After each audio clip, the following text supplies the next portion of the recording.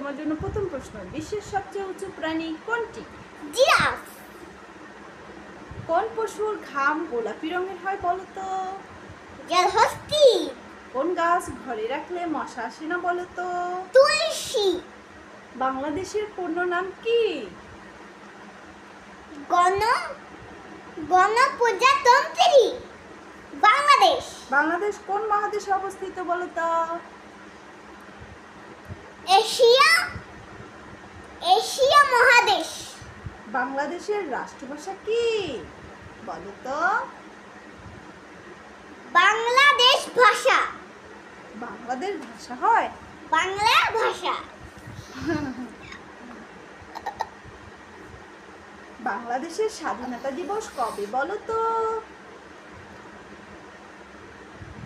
26শে বলো। 26শে মার্চ।